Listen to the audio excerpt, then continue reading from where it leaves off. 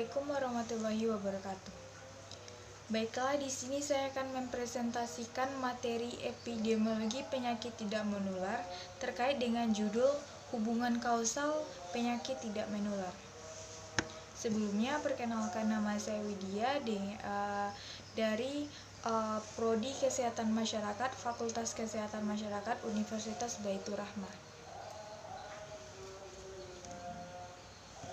Pada topik kajian yang pertama yaitu membahas tentang menjelaskan dan memberikan contoh hubungan kausal penyakit tidak menular.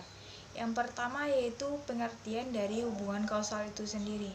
Jadi di sini yang dimaksudkan dengan hubungan kausal adalah hubungan antara dua atau lebih variabel, di mana salah satu atau lebih variabel tersebut merupakan variabel penyebab kausal, seperti primer dan sekunder, dan terhadap terjadinya variabel lainnya sebagai hasil akhir dari sebuah proses terjadinya penyakit.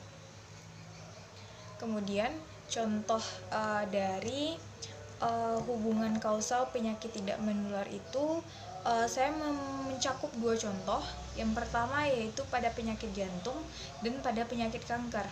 Pada penyakit jantung yaitu penyebab jantung tersebut berkaitan dengan yang pertama adanya tingginya stres, kemudian pola makan seperti pola diet yang tidak baik, pola makan yang tidak teratur, dan lifestyle. Biasanya lifestyle ini selalu mempengaruhi, dan mengkonsumsi alkohol secara berlebihan. Jadi penggunaan atau meminum alkohol secara berlebihan juga berdampak buruk pada kinerja jantung kita.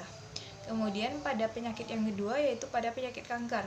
Di sini kanker disebabkan oleh adanya mutasi gen pada sel, di mana mutasi gen tersebut mengalami abnormal dan bersifat ganas, sehingga itulah yang menyebab pemicu terjadinya kanker pada tubuh manusia. Kemudian pada topik pembahasan yang kedua yaitu mengemukakan, menjelaskan, dan memberikan contoh hubungan kausal pada penyakit tidak menular. Di sini hubungan kausal penyakit tidak menular terbagi menjadi dua, yaitu yang pertama adalah hubungan independen, di mana hubungan independen itu sendiri dimaksudkan di sini yaitu hubungan antara dua faktor yang tidak menunjukkan hubungan bermakna secara statistik atau dengan kata lain tidak bertautan. Jadi secara singkat dapat kita artikan hubungan independen itu sendiri yaitu hubungan yang tidak bertautan atau tidak saling bertaut. Kemudian pada yang kedua yaitu hubungan dependen. Dikatakan bahwa hubungan dependen itu sendiri yaitu hubungan antara dua faktor yang bermakna secara statistik, dengan kata lain tergantung atau terikat dan tidak berdiri sendiri. Jadi bisa disimpulkan perbedaan independen dan dependen. Kalau independen dia tidak bertaut, sedangkan kalau dependen dia bertaut atau tidak bisa berdiri sendiri.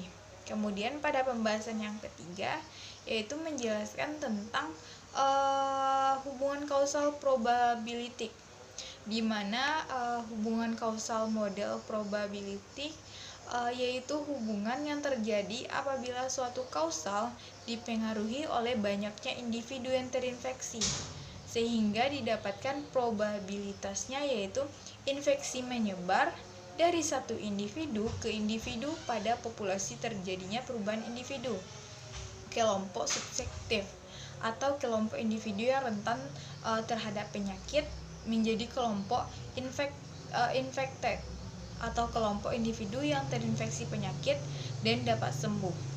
Misalnya dari hubungan kausal probability ini yaitu penyakit yang melanda Indonesia sejak tahun 2020, yaitu tepatnya pada bulan Maret, yaitu COVID-19, di mana penularannya terjadi melalui individu yang satu ke individu yang lainnya. Kemudian individu yang terjadi karena adanya infeksi sesama. Kemudian pada topik pembahasan yang keempat yaitu menjelaskan dan memberikan contoh yang dimaksud dengan faktor risiko pada penyakit tidak menular.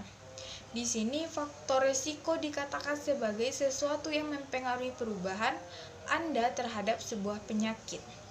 Jadi faktor risiko ini yaitu faktor yang dapat mengakibatkan atau memicu terjadinya suatu penyakit tersebut. Contohnya seperti merokok, gaya hidup, radiasi, alkohol, obesitas, sexual behavior, diet atau makanan, dan obat-obatan. Kemudian pada pembahasan yang kelima, yaitu membahas tentang mengemukakan, menjelaskan, dan memberikan contoh kriteria-kriteria operasional hubungan kausal pada penyakit tidak menular. Yang pertama kriterianya yaitu kekuatan asosiasi, kemudian temporalisasi, kemudian ada yang ketiga yaitu dosis response, yang keempat konsisten, yang kelima biological plausibility, yang keenam spesifik, dan yang ketujuh analogi. Kemudian pada pembahasan yang terakhir yaitu mengemukakan, menjelaskan, dan memberikan contoh kriteria-kriteria hubungan kausal pada penyakit tidak menular. Yang pertama yaitu strength of association, yaitu kekuatan asosiasi, di mana hubungan asosiasi sangat kuat antara suatu faktor dengan faktor penyakit, memiliki kemungkinan bersifat kausal. Kemudian yang kedua yaitu konsisten, yaitu pengamatan yang dilakukan berulang-ulang pada tempat, waktu, populasi, dan rancangan penelitian yang berbeda, memberikan bukti yang sama tentang hubungan asosiasi. Kemudian yang ketiga yaitu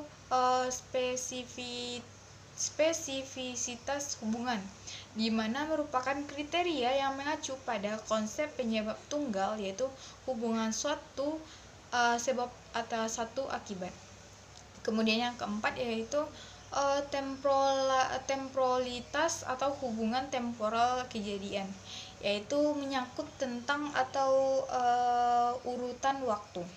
Kemudian yang kelima ada derajat biologis atau dose responses relationship. Kemudian yang keenam adanya kemungkinan biologis, di mana pada hubungan suatu faktor dengan suatu penyakit yang secara nalar dapat diterima dan dalam arti hal tersebut memungkinkan terjadi secara biologis. Kemudian yang ketujuh adanya keserasian, di mana bukti yang ditemukannya tidak bertentangan secara serius dengan pengetahuan tentang riwayat alamiah penyakit atau dengan fakta-fakta lain tentang kejadian penyakit. Dan yang kedelapan yaitu adanya bukti eksperimental, di mana hubungan yang diperoleh dari hasil studi eksperimental. Jadi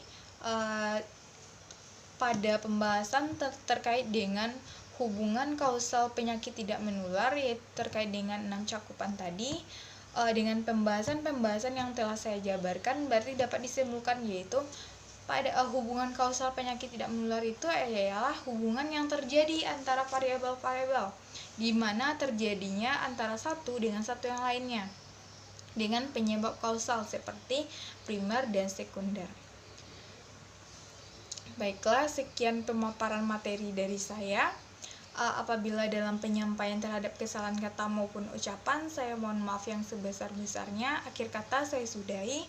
Wabillahi taufiq wal hidayah. Wassalamualaikum warahmatullahi wabarakatuh.